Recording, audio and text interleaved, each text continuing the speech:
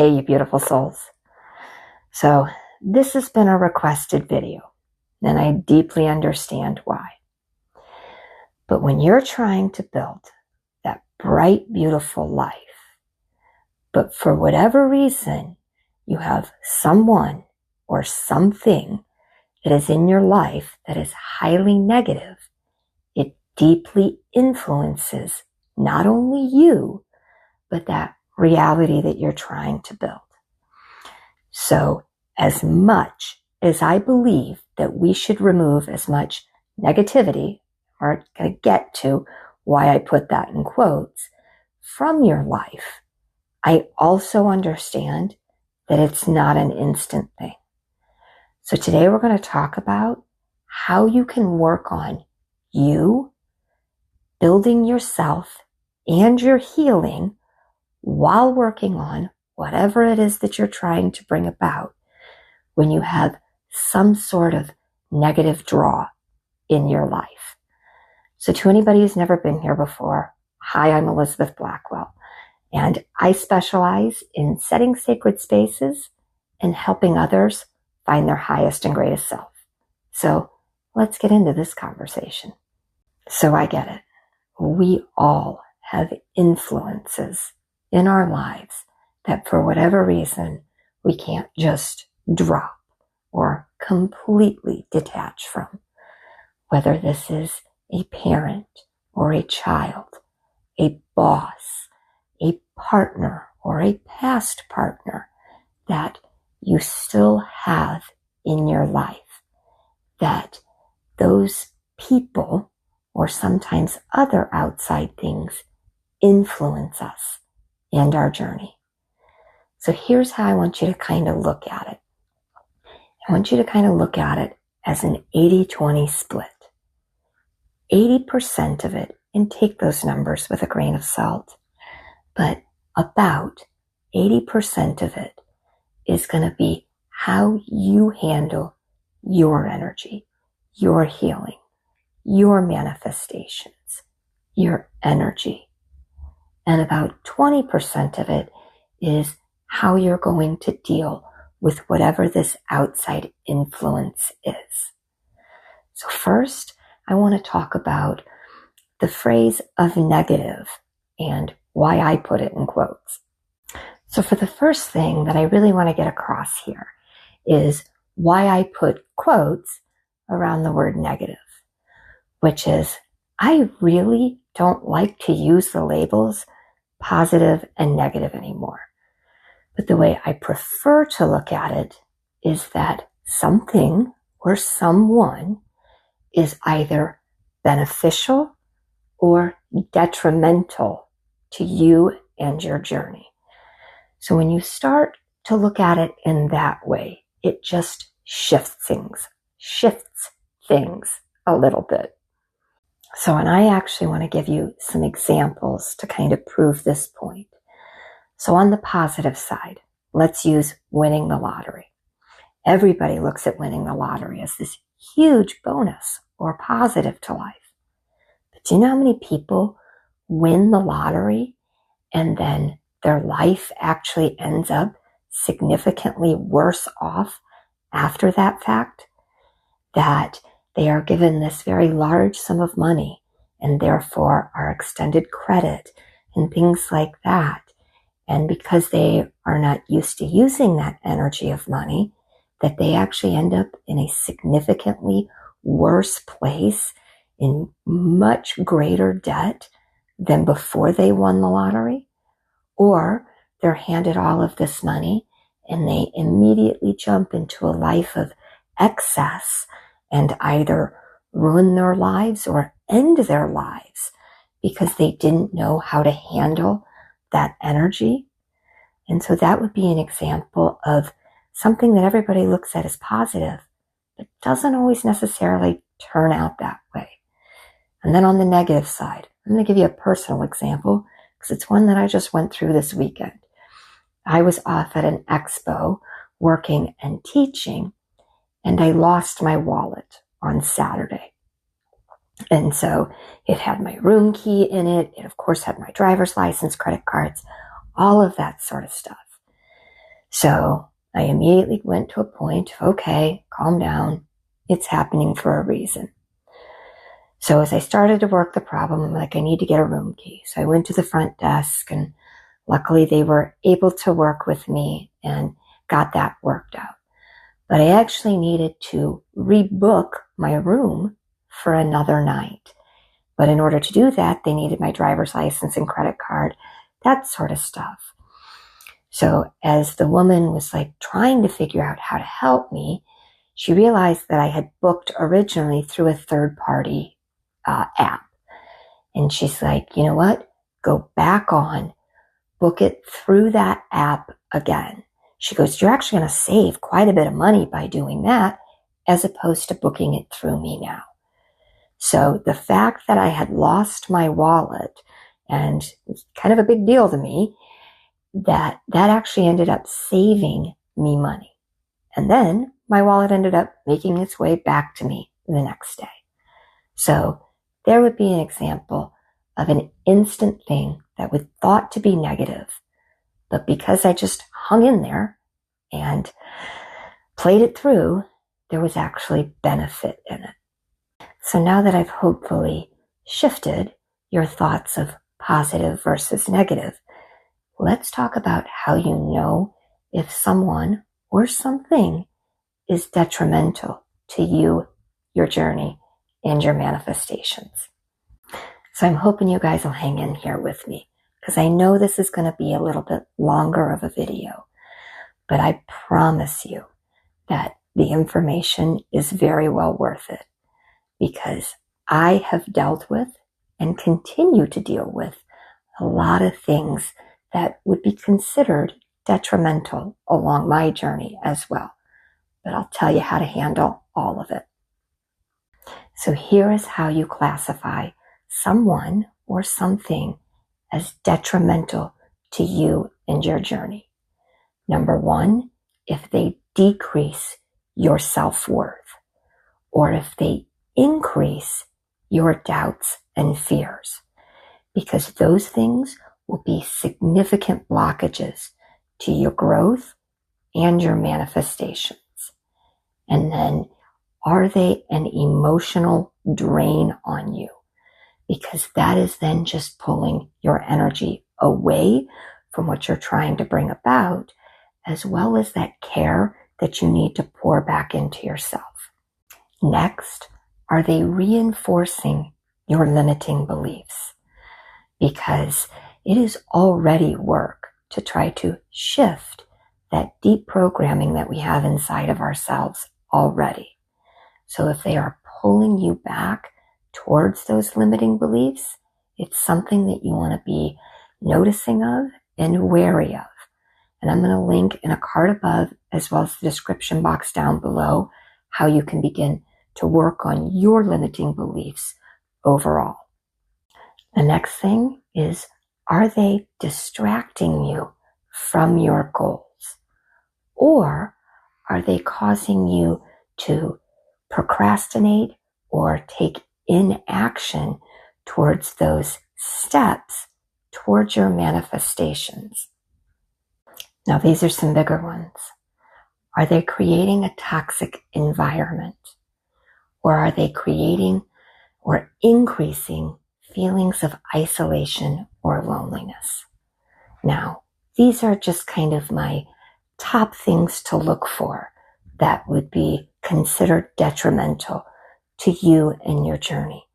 But you really have to be the one that decides if someone is of benefit to you or they are causing resistance along your journey.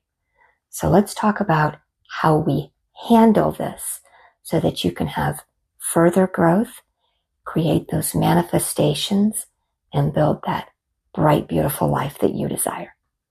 If you've stuck with me so far, please consider subscribing, because this entire channel is not just about manifestation, but it's about everything that I have learned in well over a decade that will help to build you and yourself within so that you can build that bright, beautiful life that you desire. And if this video is serving you, please consider hitting that like button, because this channel is growing and it helps to get this content out to others who may really need it as well. So I just had to share because the camera keeps getting bumped. So this is Bo. He replaced my old friend Buddy, who I lost a few months ago. So he's the new baby in my life.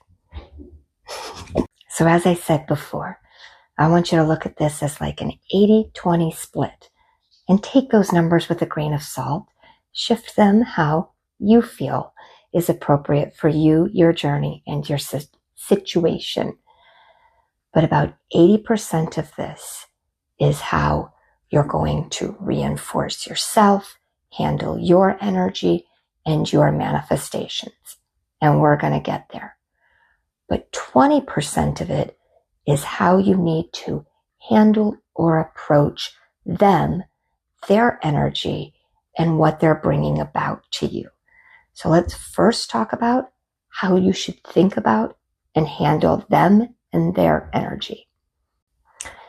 So I want you to look at them or approach them and their energy as if they are sick or ill with something that is contagious, that they've basically got spiritual COVID is kind of how you're going to approach it. So what does that mean? It means that overall, you're going to look at them with empathy and compassion, but you also don't want to pick up or take on what they have. So then how do you actually do this?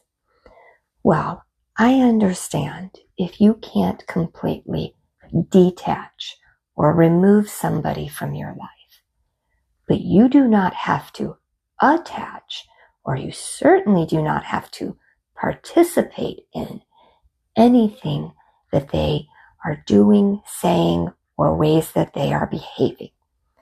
That you're going to look at all of their thoughts, their actions, behaviors as slightly contaminated with something that you don't want. So you're going to kind of put up a blockage around you. And anything that comes from that person, you're going to think about as to whether or not you're going to actually allow it into your thoughts, your beliefs, and certainly your actions.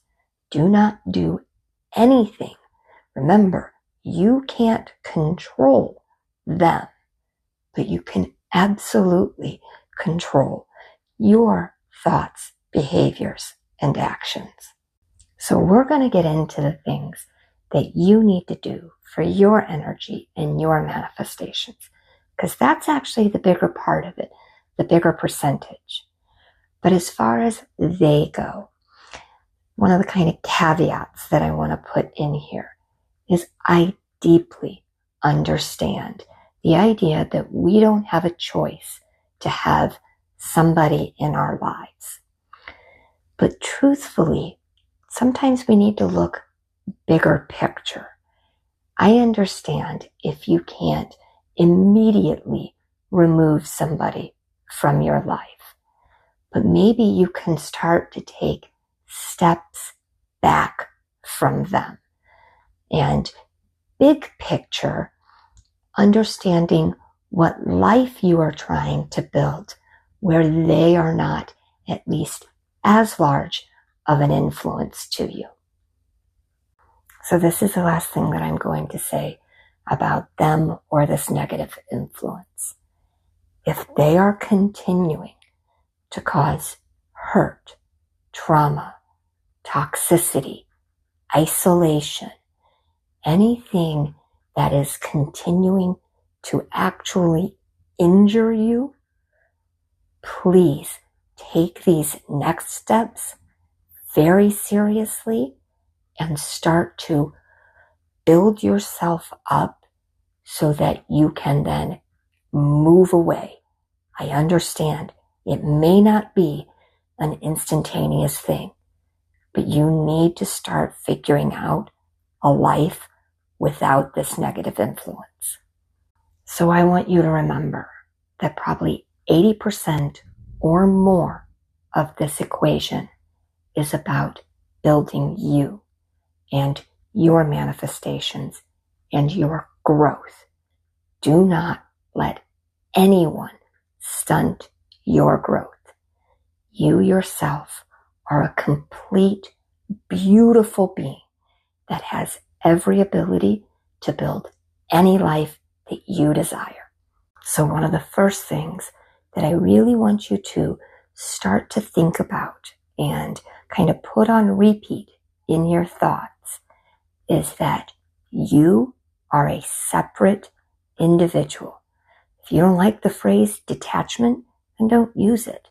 But you yourself are a completely separate being, and their words, actions, behaviors are a reflection of them, not you. And you do not have to pick up or take on any of those things. Start to literally picture a barrier or a boundary around you. I've always gone with white light. You can picture a brick wall, whatever you need, but start to picture something around you that is literally repelling any of the negativity that anyone else, not just this person, but anyone else is putting off. Which this brings me to setting boundaries. And I know how difficult that this can be at times, especially if you're not in the practice of it. But this too will be something that you will grow with. Start small.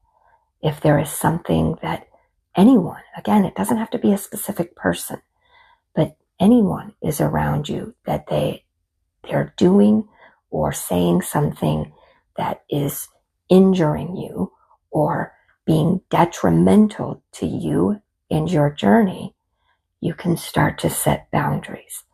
Just simply saying, you know what, this doesn't feel right to me. This isn't resonating with me. Use whatever language feels right to you and think it out beforehand so that you don't panic in the moment and just go along with something. But start to work on phrasing of this doesn't work for me and start to step away from whatever they are doing or saying that is somehow hindering your journey. Put up boundaries where is necessary. And again, work on this behavior because a lot of times it's not easy to do at first if you're not in the practice of doing it. So one of the ways that you can work on this is by using I statements. And you're not blaming them. You're certainly not doing anything that's going to add to conflict, but you use I statements. I don't feel comfortable with. I am having a hard time with this. I am getting anxiety. And because I know what sometimes follow-up behavior is, that they may come back with something like, you're just too sensitive or whatever, something that is somewhat attacking you, that you just say, yeah, I guess I'm just not as strong as you, or whatever it is, how you would like to phrase it, and then slowly back away. Don't attach on to what they're saying. What they're saying has to do with them, not you. But this is a way of starting to set those boundaries where you're not blaming or attacking them, but you are now backing away and starting to build yourself up. Please know I am choosing the wording on this very specifically, but choose your battles. I generally don't want to battle anything.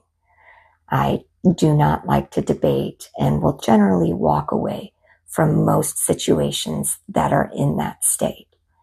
But you have to know what is most important for you and your growth and be insistent upon it.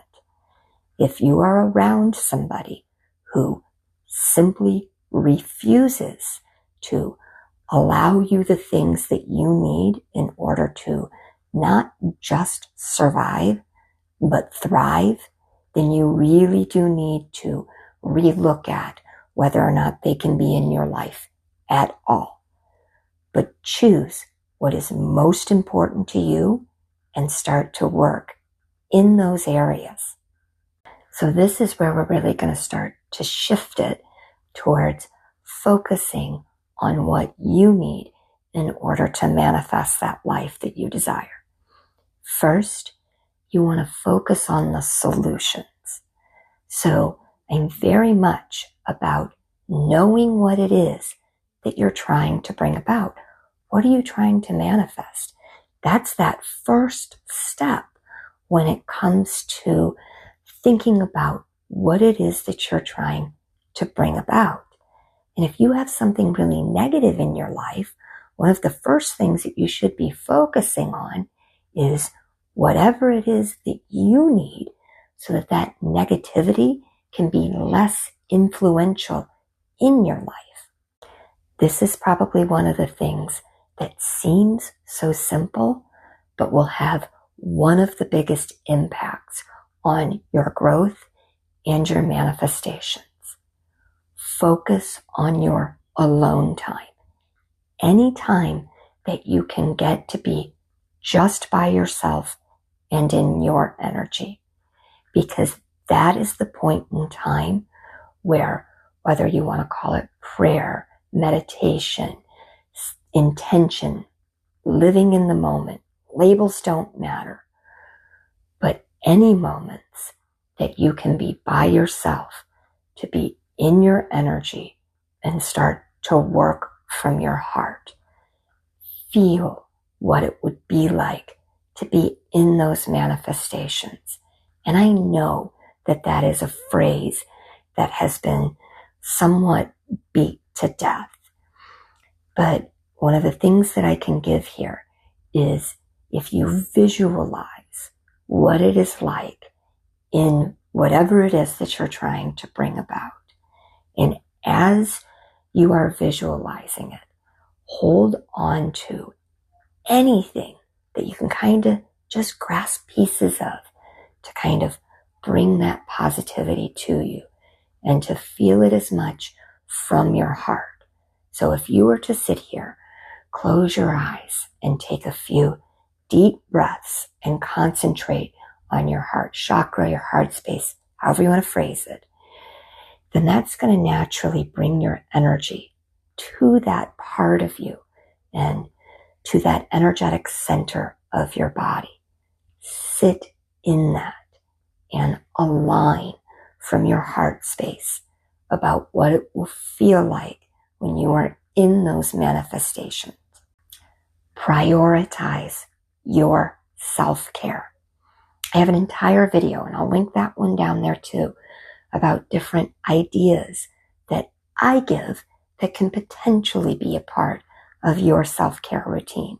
It's an older video, so give me some slack on the fluidity of it. But know what it is that you need. I understand taking care of the needs of others. It's what a good chunk of my life is. But I can't take care of anybody if I haven't taken care of myself first. So you need to understand that and take care of yourself so that you can have that energy and you can have that time and you can have that motivation when those doors start to open so that you can take the steps towards whatever it is that you're trying to manifest or bring about. So, and I feel like it's very important for me to put in here as well that you have to work on your healing. Now, this channel is not all about manifestation, but I asked generally what you guys wanted to see, and that was the large part of it. But when you are trying to manifest that bright, beautiful life that you desire, you have to work on healing the trauma, the things that you're bringing from your past, and work on healing yourself. That can be energetic healing. That can be physical healing. That can be emotional healing. Talking through things with a counselor, whatever it is that you need, but know what it is that you require in order to build yourself so that you can work on your growth, because growth is a huge part of bringing about these manifestations and building that life that you desire. And because I just mentioned it there, seek support. Know who your deep and true friends are, or your network is. And I just want to bring up this topic of know who your 8-minute friends are. I'm using that term specifically. The New York Times actually came out with a study about how when somebody is deeply going through something, that it only takes 8 minutes of feeling heard and supported for them to be in a significantly lifted space. So know who your 8-minute friends are so that you can know who you can go to in order to have that support that you need. And then to build off of that, if you have a community of people, trying to build a manifestation as one is totally possible. But when you add extra energy, when you have more people who are kind of adding to that, it will help to bring it to you much quicker. So as I have stated before, the process of manifestation is always generally the same. And the way that I have phrased it is we create with our thoughts, we align from our heart, we take action from our gut. All we are trying to do here is control outside influences that will cause resistance along those basic steps. So the process is always going to be the same, but you have to know where you're being influenced along that process. So as you figure out the areas that are causing blockages or resistance, then you're going to start to remove those, or at least step back from them. And then to kind of round this all together, I kind of mentioned it earlier, but the biggest thing that you can do to boost your manifestations, regardless of what is surrounding you, is to go within, meditate, journal, spend time alone, however it is that you need to do. But go within, because that is where you will start to get, one, to build that intuition that will start to pull you in the directions that you need to. You will also start to feel a greater amount of guidance as you can quiet whatever it is that is on the outside. But it is also where you will tap into the areas that need to be healed and the things that you will feel pulled towards for your growth in order to build that bright, beautiful life that you desire. So I'm going to link a few videos after this, as well as down in the description box, that will hopefully help you out along your journey.